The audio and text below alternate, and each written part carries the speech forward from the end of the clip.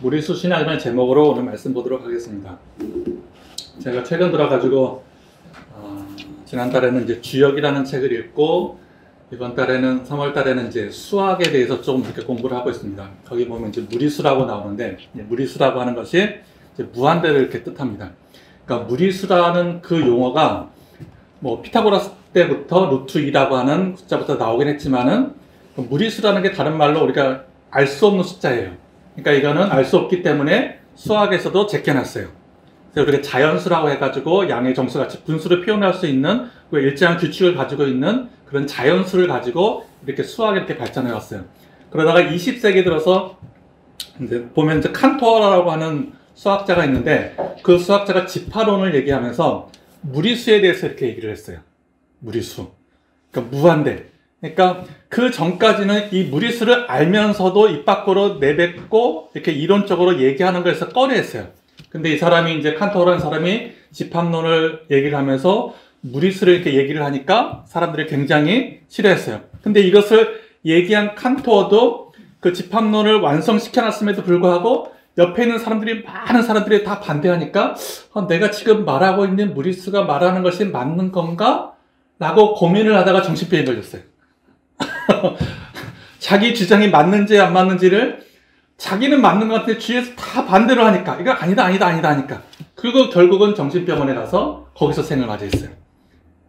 좀 거기서 맞췄어요. 그리고 나중에 이제 시간이 20세기가 이제 시작하면서 많이 지나면서 그 무리수가 이제는 받아들이게 된 거죠. 이 무리수가 지금의 컴퓨터를 있게 했고 우주로 날아갈 수 있는 우주선을 만들게 했고, 그러니까 우리가 자연스럽지 않고 무한대를 계산할 수 있다라는 그것이 이 컴퓨터라든가 공학이라든가, 그리고 요즘 제가 위상집합이라고 하는 것을 공부하고 있는데 이해를 못하겠어요. 이해를 하는데 그거를 이렇게 쉬운 말로 여러분들이 설명을 못하겠어요. 세모하고 네모하고 별표하고 동그라미하고 똑같아요. 이렇게 위상수학인데 설명을 못하겠어요. 예, 오늘은 이렇게 무리수라는 걸 가지고 우리 신앙을 한번 접목시켜 봤어요. 그러니까 좀 은유적으로 비유적으로 이렇게 말한 거죠. 무리수. 그러니까 무리수라고 하는 신앙관을 가지고 있는 그런 이단이 아니라 그러니까 무리수라고 하는 그 이제 비유적으로 얘기하려고 합니다. 오늘 말씀도 보면은 이 말씀도 어떻게 보면은 무리수예요. 절대 자연스럽지가 않아요. 이에 예수께서 제자들에게 이르실 때 누구든지 나를 따라오려거든, 즉 예수님의 제자가 된다라는 것은, 하나님의 자녀가 된다라는 것은, 우리가 크리스찬이라고 한다라는 것은, 우리가 지금 이렇게 나와서 예배 드린다고 하는 사람들은 자기를 부인하고 자기 십자가를 지고 나를 따라야지만이 우리가 기독교인이라는 거예요. 자기를 부인한다. 우리가 조금만 생각하면은 이건 무리수예요. 이건 자연스러운 게 아니에요. 이 세상에 살면서 너를 부인하면서 살아라 하는 것은 이 세상에서 그렇게 자연스러운 말은 아니라는 거죠. 또 자기 십자가를 지라는 것은 이건 더더욱 더 큰 무리수라는 거죠. 십자가라고 하는 것은, 예수님 당시의 십자가라는 것은 자기 십자가, 내가 졌으니 너희도 나를 따르라는 것은 십자가는 죽음을 말하는 거잖아요. 그리고 25절은 이제 죽음도 얘기하고 있고. 그러니까 나를 부인하고, 요즘같이 개인주의 사상에서, 자유주의 사상에서 나를 부인한다는 말이 안 되는 거예요. 나를 부인하고 내 십자가를 지는 사람만이 크리스찬이다.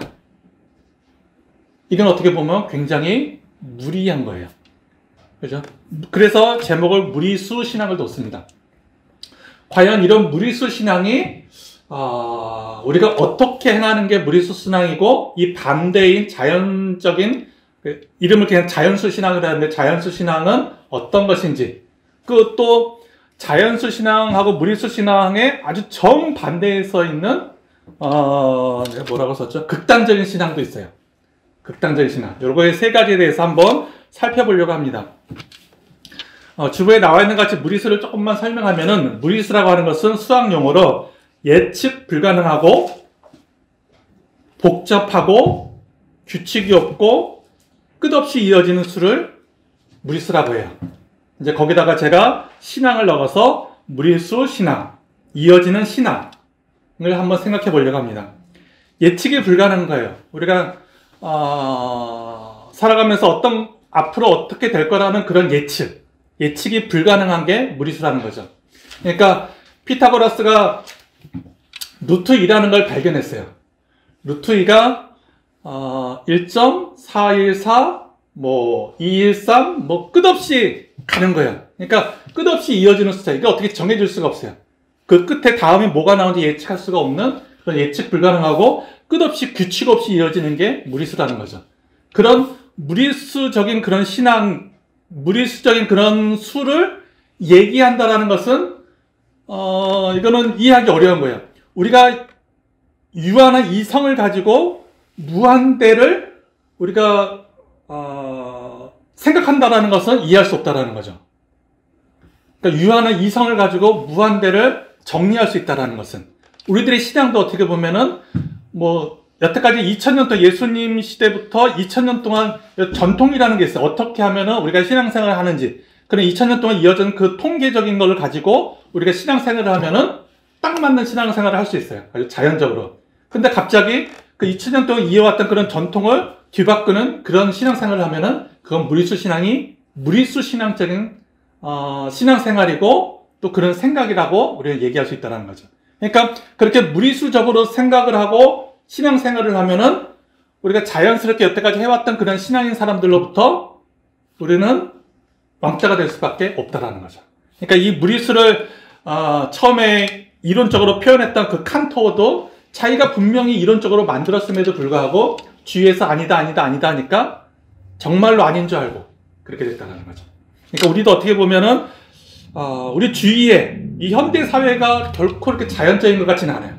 굉장히 무리수적이고 무한되고 예측 불가능한 그런 사회인데 이런 사회 속에서 우리가 어떻게 이 사회를 바라보고 그 속에 살고 있는 우리 신앙인으로서 어떻게 신앙생활을 할 수 있는지 한번 살펴보려고 합니다.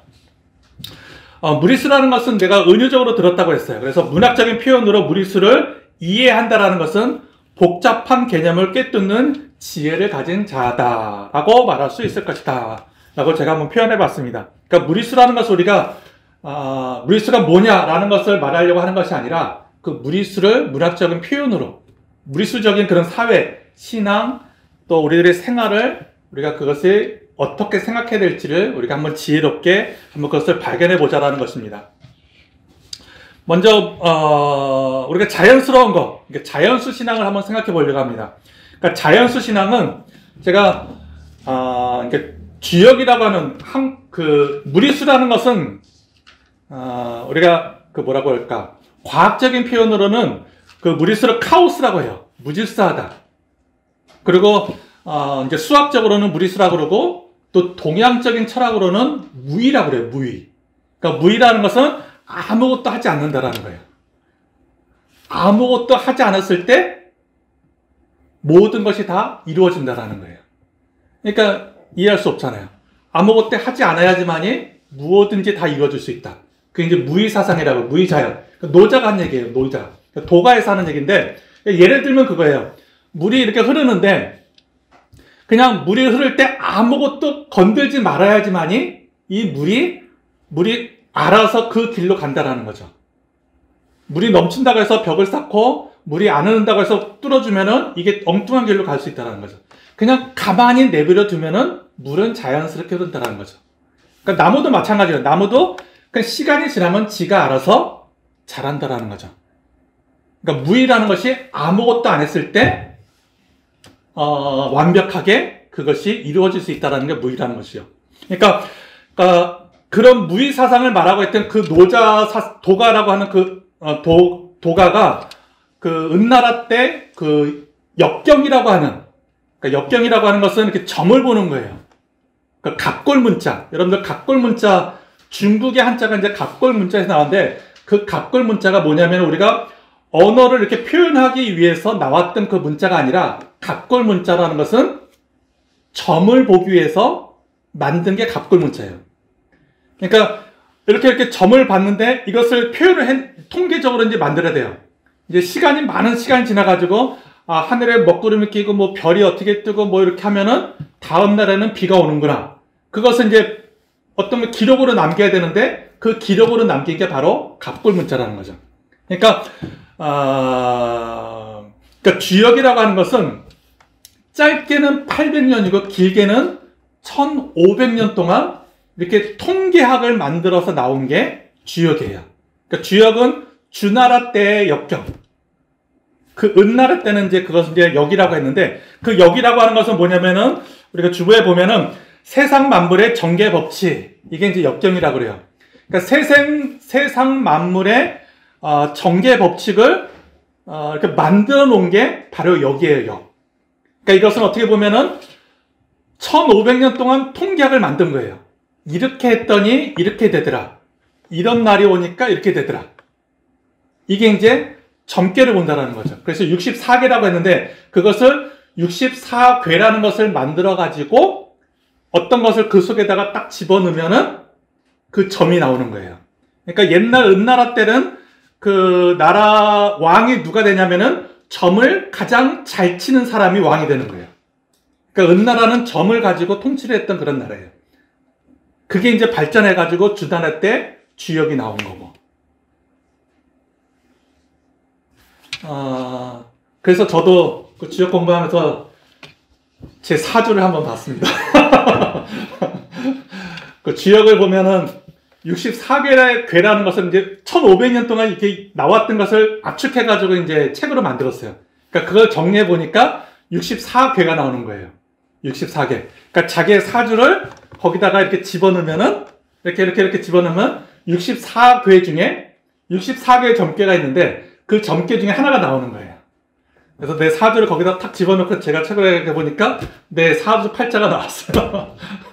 그래서 아무튼 초등 이렇게 했는데, 그러니까 미래에서 나오는데, 내 미래에는 역마살이 있어가지고 외국에서 살 팔자 이렇게 나온다라는 거죠.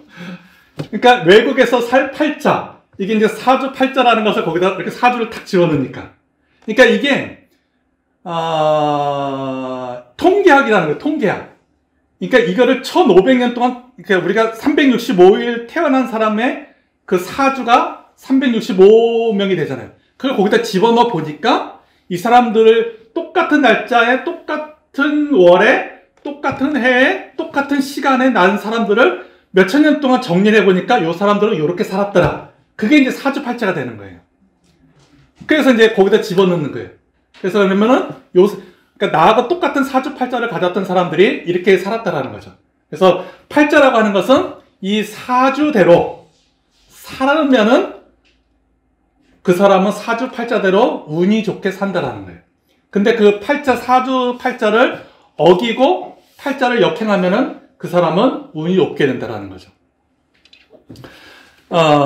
그리고 이제 명이라는 게 있는데, 명이라는 것은 무릎을 꿇고 듣는 사람을 말해요. 그러니까 역경, 누군가로부터 한 세상 만물의 정계 법칙을 어떤 것이 탁 나오고 그것을 가지고 내가 태어났다면, 명을 가지고 태어났다면 그 명을 가지고 그대로 움직였을 때 운이 좋다, 이런 표현을 하는 거예요. 그러니까 운이라고 하는 것은 군대가 움직인다라는 걸 합쳐놓은 게 운이에요. 군대가 움직인다라는 거. 그러니까 내가 어떤 전쟁터에서 적군이 바로 앞에 있어요. 그러니까 내가 혼자서는 싸울 수가 없어요.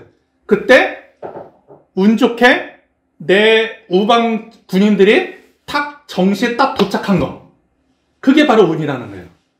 그러니까 내가 적군하고 싸워야 되는데 군대가 움직여가지고 탁 정시 정각에 탁 도착하면은 운이 좋아가지고 그 적군하고 싸워서 이길 수 있다는 거예요. 그러니까 내가 그래서 팔자가 가리키는 방향으로 움직일 때 운이 좋다라는 거예요. 팔자가 가리키는 쪽으로 움직였을 때 운이 좋다. 이게 이제 지금의 과학으로 표현하면 미신이죠. 근데 이 과학 이전에는 다 이렇게 살았어요. 그래서 지금도 이제 뭐 주사위 3개를 가지고 6번을 던져가지고 거기서 나오는 그 숫자를 가지고 이렇게 해가지고 이렇게 점을 보는 거예요. 그러니까 옛날에는 그렇게 점을 가지고 이렇게 통치를 하고 내 삶도 거기에다 맞추고 이렇게다라는 거죠. 우리가 왜 가위바위보도 이렇게 한번 가위바위보에서 내가 졌어요. 그러면 3세판 해야 된다. 왜 3번 해야 될까요? 그 생각 안 해봤나요? 왜 3번인지. 이게 1500년 동안 가위바위보를 해가지고 정해놓은 거예요. 3번을 해가지고 2번을 이기니까 그게 뭐라 그럴까요? 좀 정의롭다라는 거예요. 맞다라는 거예요. 그래서 3번 하는 거예요. 왜 그냥 3번 하는 게 아니에요.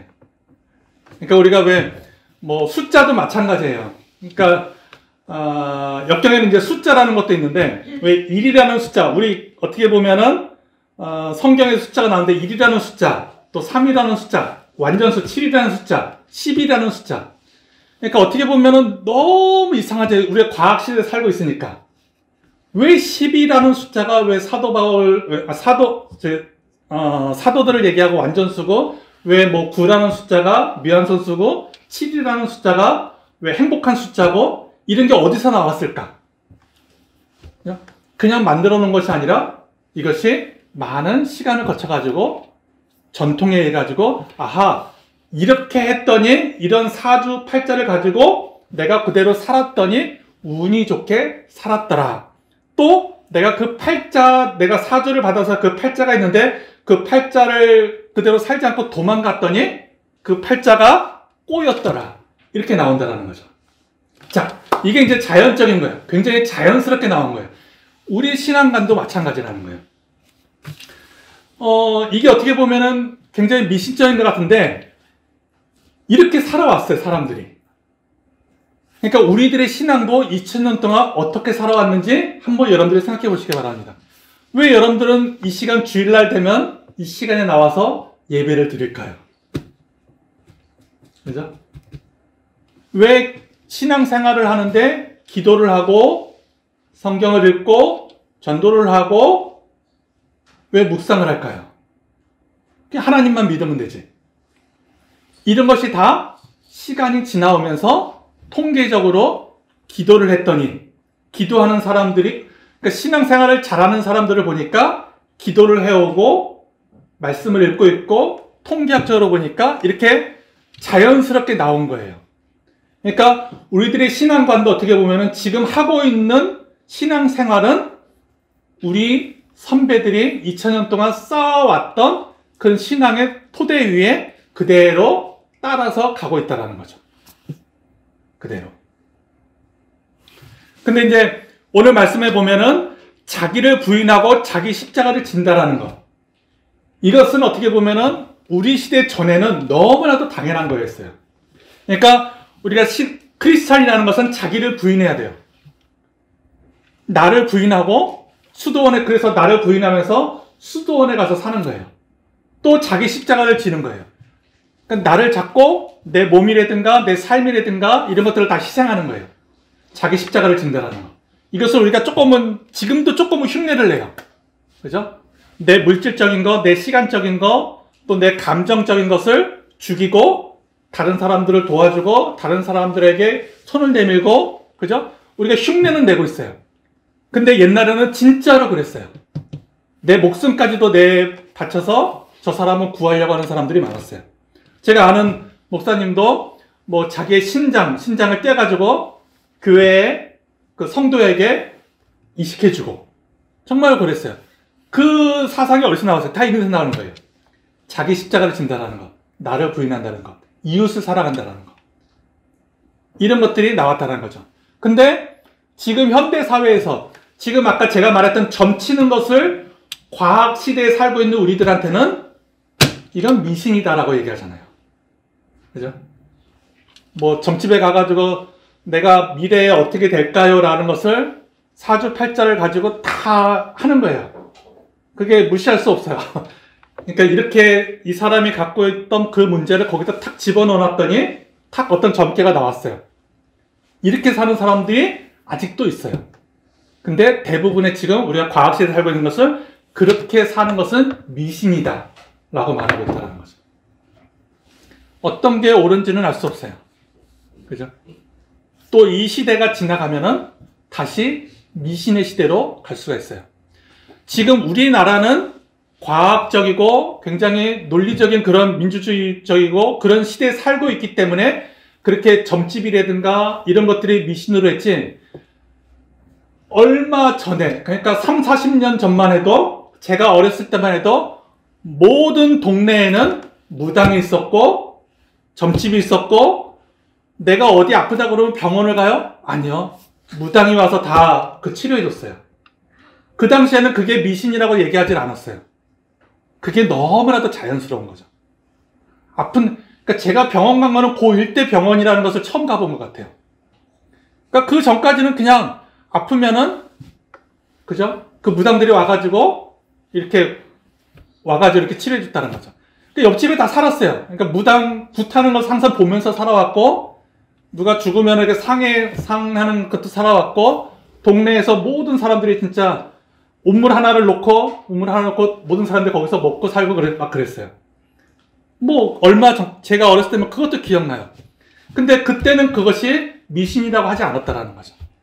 그죠? 그게 굉장히 자연스러운 그런 현상이라는 거죠. 근데 이제 거기에 빠져가지고 내가 어렸을 때 그렇게 살아왔으니까 지금도 내가 그렇게 산다. 그건 아니죠. 그러니까 자연수 신앙이라는 것은 제가 거기다 써놨는데 1500년 동안 그 통계학적으로 나와가지고 그렇게 점치는 사람들의 그 결론은 뭐냐면은 내가 주역을 읽으면서 결론은 뭐냐면 이거였어요. 오늘이 바뀌면 동시에 과거와 미래도 바뀐다. 이게 바로 그 주역의 핵심이에요. 내가 지금 현재 내 마음과 내 생각을 바꾸면은 현재의 내가 바뀌면은 과거도 바뀌고 미래도 바뀐다라는 거예요. 그러니까 주역 점치는 거에서 가장 중요한 게 그 역경, 세상 만물의 전개 법칙에 가장 중요한 단어는 뭐냐면은 변화예요, 변화. 이 세상은 변화한다라는 거예요. 그런 변화하는 세상 속에서 나도 똑같이 변화가 돼야지 과거에 내가 알았던 그대로 지금 그대로 적용시켜서는 안 된다라는 거죠. 이게 바로 역경이라는 거예요. 이게 바로 주역이라는 거죠. 이게 바로 지금 사주팔자, 팔자대로 사는 사람들이 말하는 핵심이에요. 근데 이것은 이제 잘못 오용해가지고 이제 점집이 되는 거죠. 돈을 받기 위해서 이렇게 점을 친다는 거죠. 잘못 가르치게 된다는 거죠. 내 지금 현재의 생각과 사고를 바꾸면은 과거가 바뀐다는 거예요. 여기까지는 제가 시간이라는 개념을 굉장히 벌써 한 20년 전부터 고민하고 있는데 이 주역 때문에 해결이 됐어요. 여기까지는. 근데 지금 지금 현재 내 생각과 어떤 마음을 바뀐다고 해서 미래도 바뀐다라는 것은 받아들일 수는 없어요. 근데 우리들의 시간을 이렇게 생각해 왔잖아요. 내가 지금 현재 이렇게 하고 있는 것은 과거에 내가 어떤 행동을 했기 때문에 지금 현재가 있는 거고 내가 현재 어떻게 행동하냐에 따라 가지고 미래가 바뀔 수 있다. 이런 시간 관념을 갖고 있었는데 저는 그런 생각을 안 가졌어요. 과거라고 하는 것은 내가 현재 시점에서 이 과거는 언제든지 변화될 수 있다라는 그런 생각을 갖고 있었어요. 근데 여기 보니까 주역이 바로 그런 생각이에요. 그러니까 과거는 내가 힘들고 어렵게 살아왔던 것이 내가 현재의 어떤 마음가짐과 어떤 생각을 갖느냐에 따라 가지고 그 힘들고 어려웠던 것이 행복하고 너무 좋은 것으로 바뀔 수 있다는 거예요. 똑같은 그 현상이 바뀔 수 있다는 거죠. 근데 내가 지금 현재 어떤 생각과 어떤 마음을 갖느냐에 따라서 그 미래도 그렇게 바뀔 것이다. 이거는 동의 못해요. 아직까지는. 제 생각은 이제 그건 아니에요. 이제 그게 이제 소위 이제 주역에서 말하는 거죠. 그래서 내가 지금 현재 너가 좋은 생각하고 좋은 마음 갖고 좋게 살면은 네 팔자 미래도 좋아질 거다. 이거는 이제 아직까지 이제 동의를 못하는 거죠. 아무튼 자연수라는 것은 그거예요. 여태까지 해왔던 어떤 전통과 행위대로 내가 지금도 그렇게 행하고 있다면은 자연적인 그런 신앙이라는 거죠. 그리고 극단적인 신앙이라는 것은 이거는 좀 다 못할 것 같아요. 제가 오늘 무리수 신앙을 해야 되는데 여기까지. 극단적인 신앙은 그냥 한 가지만 얘기할게요. 2011년에 노르웨이라는 곳에서 7월 22일 날 큰 사건이 한번 터진 적이 있어요. 영화로도 만들어졌어요. 7월 22일이라는 그런 영화가 있어요. 그러니까 이상한 그 광신자가, 그 극단주의자가 그 테러를 한 거죠. 연쇄 테러를 해가지고 정말 거의 한 80여 명을 죽이고 한 280명을 부상을 입혔어요. 뭐 폭탄도 터뜨리고 하루에 폭탄 터뜨리고 섬에 가가지고 청소년들 캠프하고 있는 데다가 막 난사를 하고 또 총으로 정조준 해가지고 한 명씩 다 쏴 죽였어요. 그렇게 80명을 죽였어요. 노르웨이에서. 그러니까 2011년이니까 여러분들도 기억날 거예요. 어떻게 보면 그 사람에 대한 영화예요. 그러니까 그 당시에는 이런 무슨 사이코가 있나 우리가 그렇게 생각했는데 이 영화 감독이 왜 이 사람은 그런 행동을 했는지에 대해서 쫓아가면서 이제 영화를 만든 거예요. 그러니까 쫓아가서 영화를 만들어 보니까 이 사람은 극단주의였다라는 거죠. 그러니까 광신자였다는 거죠. 어떤 극단주의였냐면은 다문화 사회를 싫어했어요. 다문화 사회. 그러니까 노르웨이에는 노르웨이 사람들이 살아야 되는데 거기 자꾸 이민자들이 들어오는 거예요. 이민자들이 들어오니까 그 이민자들이 들어오는 것이 굉장히 싫은 거예요. 그래서 이 이민자 때문에 이 나라가 망할 것이다. 이 이민자 때문에 어떻게 될 것이다 라는 것을 계속해서 생각을 하다 보니까 그 복잡한 문제를 그러니까 극단주의의 극단주의는 이렇게 표현했어요. 아주 복잡한 것을 단순화시킨 거예요. 지금 이 나라가 이렇게 어려운 것은 저 이민자 때문에 그런 것이다. 이렇게 아주 단순화시켜버린 거예요. 또는 그래서 저 사람들만 없으면은 이 나라가 잘 살 것이다. 그 사람들을 배타시키는 거죠. 그리고 저 사람들을 죽이면은 어떻게 될 것이다. 그 사람들을 굉장히 혐오하고. 이게 바로 이제 극단주의라는 거죠. 극단주의는 그 주역에 보면은 이 세상은 음과 양이 조화롭게 이렇게 돼야 되는데 이 음과 양이 부조화가 되면은 극단주의가 되는 거죠. 그런 극단주의가 되면은 어떻게 되냐면은 이 사람과 같이 그런 행위를 할 수밖에 없다라는 거죠. 예, 요거는 그냥 좀 복잡해요. 예, 그래서 7월 22일 날 그 사람은 어떻게 됐을까요? 노르웨이 그 헌법에는 사형제도가 없어요. 그래서 이 사람은 80여 명을 죽이고 280명의 총상을 입혔음에도 불구하고 15년형을 받았어요. 최고형량이에요, 노르웨이에서. 최고형량. 그래서 2022년도인가, 아무튼, 이제 나와야 되는, 2026년도에 나와야 돼요. 그래서 노르웨이에서, 그래서 2022년도에 법을 바꿔가지고, 그래서 무기징역을 살게 만든 거예요. 이 사람이 사회에 15년에 나오면은 무슨 짓을 할지 모른다. 그래가지고. 그러니까, 극단주의라는 것은 이 사람이 사이코패스가 아니라는 거예요. 절대로 이 사람이 미쳤기 때문에 그렇게 되는 것이 아니라 사고를 복잡한 것을 단순화시키는 거예요. 단순화시켜가지고 저 사람만 또 뭐 이런 생각과 아니면 이런 문화만 없으면은 어떻게 될 것이라는 것을 내 나름대로 단순화시키면은 극단주의가 될 수밖에 없다는 거예요. 그러니까 지금같이 굉장히 복잡한 사회에서 복잡한 것을 복잡하게 풀어야 되는데 이 복잡한 것을 하나만 딱 생각해가지고 단순화시켜서는 안 된다는 거예요. 예, 이제 무리수 신앙을 얘기하도록 하겠습니다. 얘기하겠지만은 이 극단적인 것과 무리수는 종이 한 장 차이예요. 정말 종이 한 장 차이예요. 예를 들어가지고 자기를 부인하는 그런 신앙생활을 하고 있으면은 이 사회 속에서 나가면은 이 사람은 뭐라 그럴까요? 신앙인이 아니라 정말 그 사회의 부적응자로 이렇게 낙인밖에 못 찍힐 거예요. 이 복잡한 세계 속에서는. 그리고 개인이 중요하고 내 능력이 중요하고 내 PR이 중요한 이 세상 속에서 자기 십자가를 진다, 나를 희생한다? 이거는 말이 안 되는 거예요. 그러니까 어떻게 보면 이거는 극단적인 그런 신앙생활일 수 있어요. 그죠? 근데 얘기했듯이 아까듯이 극단과 무리수는 이렇게 종이 한 장 차이예요. 예를 들어 보면은 오늘 말씀해 보면은 그 전에 말씀에 18절에 뭐라고 되어 있냐면은 16절 그 마태복음 16장 16절 우리가 너무나도 잘 아는 같이 주님께서 너는 베드로에게 나를 누구라고 하느냐? 세상 사람들이 나를 누구라고 하냐니까 베드로가 주는 그리스도시요 살아계신 하나님의 아들입니다. 라고 얘기하니까 예수님께서 그 시몬에게 말하기를 너는 이제 앞으로 시몬이 아니라 베드로라. 이렇게 이름을 바꿔줬어요. 그 베드로라는 것은 반석이라는 뜻이에요.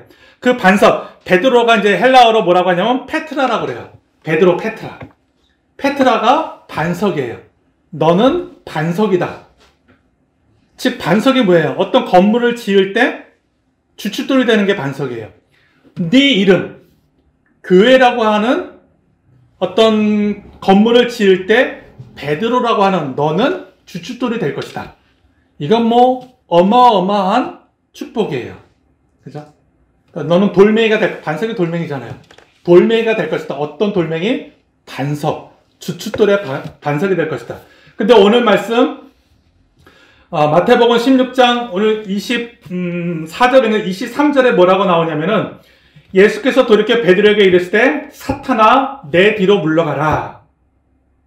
너는 나를 넘어지게 하는 자로다. 똑같은 돌을 얘기하는 거예요. 넘어지게 하는 돌이 됐어요. 그러니까 시몬 베드로가 앞에서는 반석이 됐다가 뒤에서는 예수님 때문에 넘어지는 돌이 됐어요. 그래서 그 넘어지는 돌을 뭐라고 했냐면 헬라어로 스캔달론이라고 해요. 걸림돌이라는 거예요. 걸림돌. 그러니까 예수님께서 베드로가 주님은 십자가를 질 수 없습니다. 그러니까 예수님께서 베드로에게 사탄아 물러가라고 했어요. 너는 나를 넘어지게 하는구나. 걸림돌이라는 거죠. 한번 생각해 보세요. 똑같은 베드로예요. 시몬이에요. 똑같은 시몬인데 시몬이 어떤 말을 하느냐에 따라 가지고 주춧돌이 될 수도 있고 걸림돌이 될 수도 있어요. 그러니까 극단주의와 무리수 신앙이라는 것은 어떻게 말을 하고 어떤 행동을 하느냐에 따라 가지고 똑같이 행동했음에도 불구하고 똑같은 사람임에도 불구하고 극단주의자라고 하는 말을 듣기도 하고 이 사람은 무리수 신앙을 가진 사람이라고 말을 듣기도 한다는 거죠. 똑같은 사람인데. 그러니까 이것은 종이 한 장 차이라는 거예요. 그 종이 한 장 차이를 어떻게 구분합니까? 못해요. 그러니까 무리수라고 했잖아요. 무리수는 자연수는 딱 떨어지나요. 신앙생활을 하면서 기도하는 것, 기도하면서 신앙생활을 하는 것, 이것은 자연수적인 신앙이에요.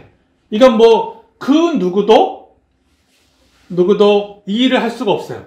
신앙생활을 하면서 기도를 안 한다. 너는 크리스찬이니까 성경을 읽지 말아라. 이렇게 말하는 것은 말이 안 되는 거잖아요. 이건 자연수 신앙을 우리가 누구나 들어도 그것을 이해할 수 있으면은 그게 이제 자연적인 신앙이에요. 근데 우리가 신앙생활을 하면서 이상한 얘기할 때가 있잖아요. 저게 맞나? 저게 틀리나? 이게 이제 극단적인 신앙인지 무리수적인 신앙인지 구분을 해야 되잖아요. 이렇게 하는 것이. 그게 그렇게 쉽지가 않다라는 거예요. 그래서 저는 아직 정리를 못했는데 이것은 10년, 20년 미래에 가가지고 다시 지금 현재 이런 상황을 다시 봐야 된다고 생각해요. 지금 현재로서는 이게 극단적인지 이게 물질적인지 신앙인지 알 수가 없어요. 아까 얘기했듯이 칸토어가 무리수를 얘기했듯이 자기가 이론을 만들어놨음에도 불구하고 그 칸토어라는 그 수학자 하나 때문에 컴퓨터가 만들어지고 우주를 날아갈 수 있는 그런 시대에 우리가 살고 있는데 그 당시에는 자기가 만든 이론 때문에 자기가 미쳐가지고 정신병원에 가가지고 그렇게 사망하게 됐어요. 그러니까 현재 그 당시에는 모른다는 거죠. 자, 무리수 신앙을 보도록 하겠습니다. 무리수 신앙이라는 것은 끝이 없이 반복되고 규칙이 없고 예측이 불가능한 게 바로 무리수 신앙이에요. 예측 불가능한 거, 규칙이 없는 거. 그것이 또 끝없이 반복하는 거. 우리가 언젠가 얘기했듯이 시지프스라고 하는 그 신화에서 얘기했듯이 그 시지프스 신화에서 보면은 그 산꼭대기로 돌을 굴리고 있는 모습. 그죠? 그것이 언제까지? 끝이 없는 거예요. 그러니까 무리수 신앙이라는 것은 정답이 없다라는 거예요. 그 정답이 없는 그 신앙을 끝없이 반복하고 있는 게 무리수 신앙이라는 거죠. 그거는 또 규칙이 없어요. 오늘은 이렇게 얘기했다가 내일은 이렇게 얘기한 거 반대로 얘기할 수도 있어요. 그거는 규칙이 없기 때문에. 그죠? 우리가 파이라고 하는 것을 규칙이 없어요. 그래서 1 더하기 1은 2라고 하는 그 자연수와 같이 파이라고 하는 것은 그 원의 그 단지름 계산하는 게 3.14 아까 얘기했듯이 뭐 1호 9인 뭐 이렇게 쭉쭉쭉 나가잖아요. 무한대로 나간다는 거죠. 무한대로. 근데 이제 무리수라고 하는 것이 무리수를 칸토가 얘기한 것은 그 무한대를 계산할 수 있다. 그 크기를 딱 만들었어요. 무리수도 그 크기를 계산할 수 있다. 그러니까 이렇게 말하니까 그 당시에는 이해할 수가 없었죠. 무리수라고 하는 것은 끝이 없고 규칙이 없고 불규칙한 것을 어떻게 그 크기를 정할 수 있느냐. 그러니까 그것을 그 사람이 이론으로 집합론이라는 이론으로 그것을 크기를 정했어요. 집합을 만들어서 거기다가 무한대를 만들어 놓은 거예요. 이게 크기를 정해놓은 거예요. 그러니까 그 전까지는 무리수라든가 무한대는 우리가 생각할 수 없는 거였어요. 그러니까 우주의 끝은 어딘지 모르는 거지. 그래서 저도 제가 공부한 게 그거예요. 정신분석학 공부했는데 정신분석학이라고 하는 것은 그 무의식을 공부하는 거예요. 무의식이라는 것은 의식의 반대편에 있는 게 무의식이에요. 의식의 반대편에 있는 그 무의식은 의식으로 의식할 수가 없어요. 근데 이제 칸토어가 그 무한대를 크기를 계산을 하는 집합론을 만들었기 때문에 그 이후에 나온 거예요. 이 무의식이라는 것은. 그래서 무의식은 언어와 같다 라는 정의가 나왔어요. 이 말은 뭐냐면은 무의식이라고 하는 것은 언어라는 거 의식이잖아요. 언어로 표현할 수 있다. 이게 이제 지금은 너무나도 당연한 얘기가 된 거예요. 그래서 지금 정신분석학자들이 나오고 정신과가 나오고 상담학이 나오고 엄청 우리의 생각에 관한 학문이 엄청 많이 나왔잖아요. 왜? 무의식은 언어와 같다. 언어로서 정의할 수가 있으니까. 내가 왜 이렇게 행동하고 있는지, 이렇게 말하고 있는지 그것은 무의식적인 거였는데 그 무의식을 언어로 얘기해주고 있잖아요. 요즘 TV에서 가장 인기 있는 게 저거라면서요. 이혼 숙녀 기간인가? 아닌가? 맞죠? 이혼 숙녀 기간. 거기 어떤 상담사가 나와가지고 얘기하잖아요. 그 전까지는 그 두 사람이 막 싸워요. 그러니까 이제 상담사 만나기 전까지 우리도 이 사람이 말이 맞는 것 같고 저 사람이 말이 맞는 것 같고 그냥 막 싸우잖아요. 근데 이제 상담사가 그 사람 얘기를 들어주고 상담을 해줄 때 아하, 왜 이 사람은 이렇게 얘기하고 행동하고 왜 이렇게 하는지 그 무의식적인 것을 언어로 탁 얘기해 주니까 이 자기도 몰랐던 그 무의식을 가졌던 사람이 이해를 하잖아요. 아하, 내가 이렇게 해가지고 이런 행동을 하고 이렇게 하는 거구나. 그러니까 무의식이라는 거. 그러니까 무의식은 언어로서 표현할 수 있다는 거죠. 자, 그래서 무리수 신앙이라는 것도 과거에는 이렇게 하는 것은 아니다라고 했던 것이 지금 현재에는 그것이 가능하게 됐다라는 거죠. 우리가 숫자로 표현하면은 유한하지 않은 것을 센다, 불가능한 것을 시도한다, 무한을 센다. 이게 이제 칸토아가 얘기했던 거라면은 기독교인으로 산다라는 것은 우리가 성경에 보면은 무리수로 산다라고 하는 것도 맞다라는 거예요. 우리가 성경의 인물을 보면은 거의 99%는 이름도 없이 빛도 없이 죽어간 사람들이 성경에 다 써 있어요. 성경에 있어요. 성경에 이름도 없이 정말 빛도 없이 이 사람이 어떻게 살았는지 모르는 사람이 100명이라면은 99명이 그렇게 살아왔어요. 우리가 알고 있는 사람 누구 있죠? 뭐 아브라함 알고 있죠? 모세 알고 있죠? 요 몇몇 사람들이 바로 그 1%예요. 근데 그 1% 사람들이 무리수적인 신앙생활을 해왔다라는 거예요. 그 무리수적인 신앙생활을 해왔기 때문에 지금 우리가 그것을 뽑아내가지고 설교를 하고 우리가 기억에 남는 거예요. 왜냐면 성경이 나랑 지금과 같이 똑같은 신앙생활을 하고 있다면 그 사람은 우리한테 기억에 남을 수가 없죠.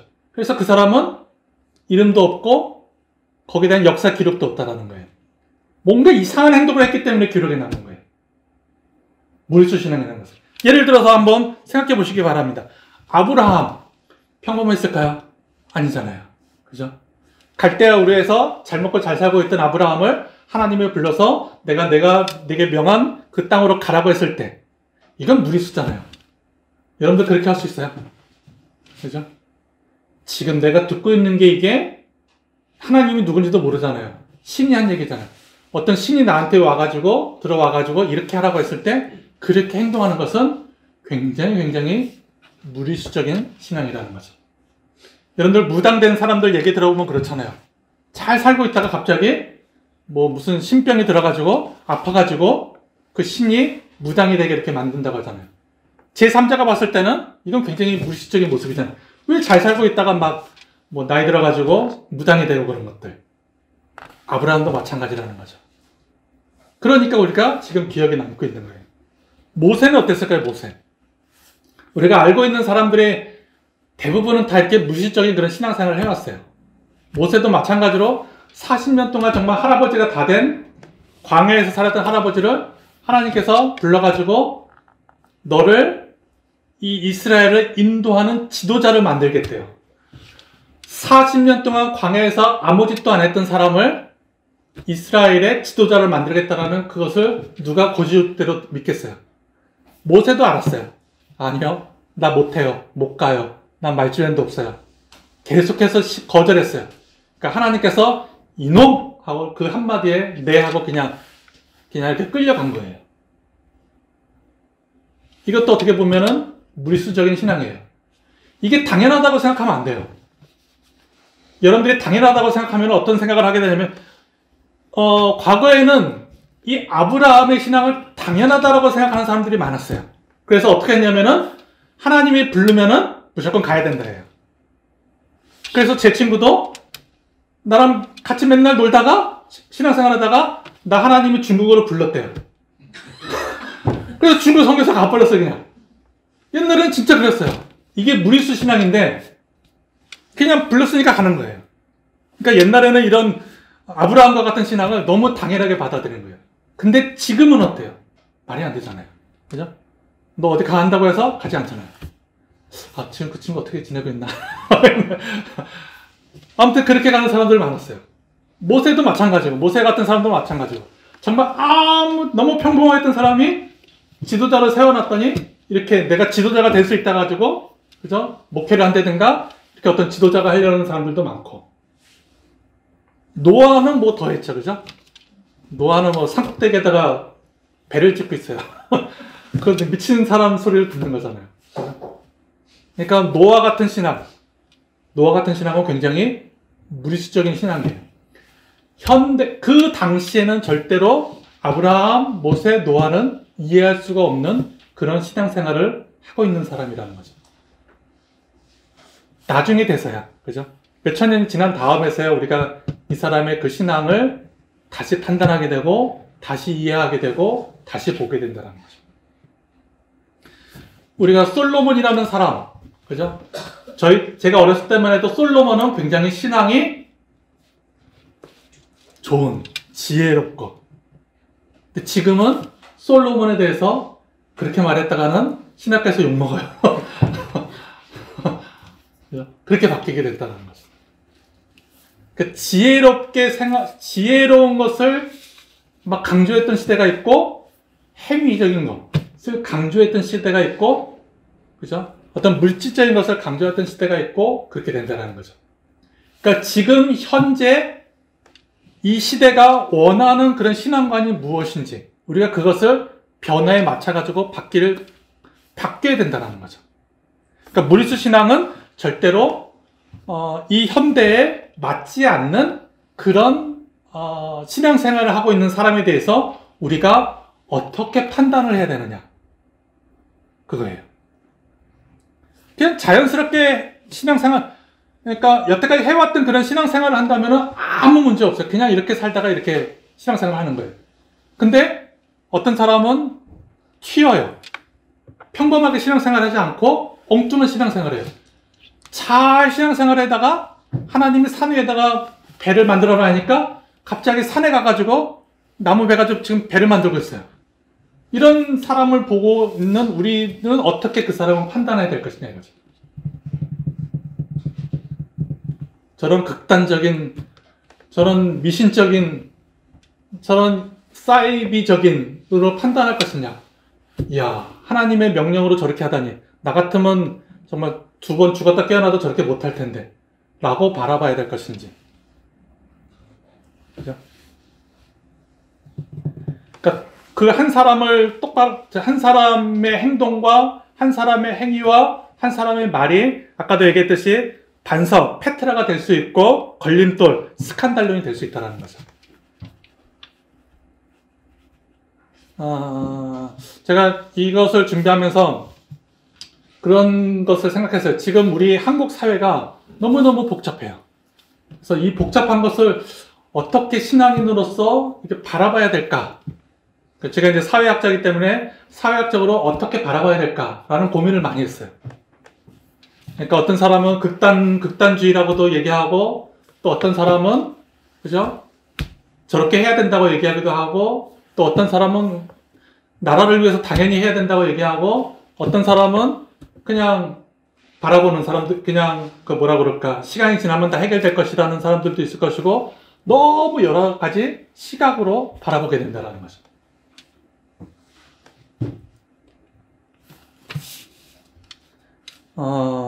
저도 결론은 못 내요. 근데 한 가지 결론을 낸 거는 있어요. 그러니까 자연신앙은 뭐 좀 제껴놓고 너무 당연한 거니까 극단적인 것과 무리수적인 것은 우리가 그것을, 이 복잡한 것을 해결했을 때 그 사람을 지혜로운 사람이라고 그러는 거예요. 이 복잡한 것을 해결했을 때. 근데 이 복잡한 것을, 이 복잡한 현상과 이 사회를 단순화시키고 외면하고 혐오하게 되면은 그 사람은 극단주의가 될 수밖에 없는 거예요. 극단적인 신앙관으로 갈 수밖에 없는 거예요. 우리가 신앙적으로 표현하면은 광신자가 된다는 거죠. 광신자라는 것은 이 복잡한 것을 단순화시켜가지고 그 외의 것을 다 배타시키고 요것만 생각하면은 광신자가 된다는 거예요. 근데 그 극단적인 것을 복잡하게 생각해가지고 복잡하게 해결하고 복잡하게 그것을 어떤 계속해서 그 복잡한 것을 해결하려고 노력하는 것. 그게 바로 무리수적인 신앙이라는 거죠. 그러니까 무리수적인 신앙이라는 것은 아까도 얘기했듯이 정말 종이 한 장 차이기 때문에 내가 지금 말을 어떻게 하느냐에 따라 가지고 듣는 사람에게는 저건 극단적이라고 들을 수도 있고 저건 좀 무리수라고도 들을 수도 있고 그렇게 된다는 거죠.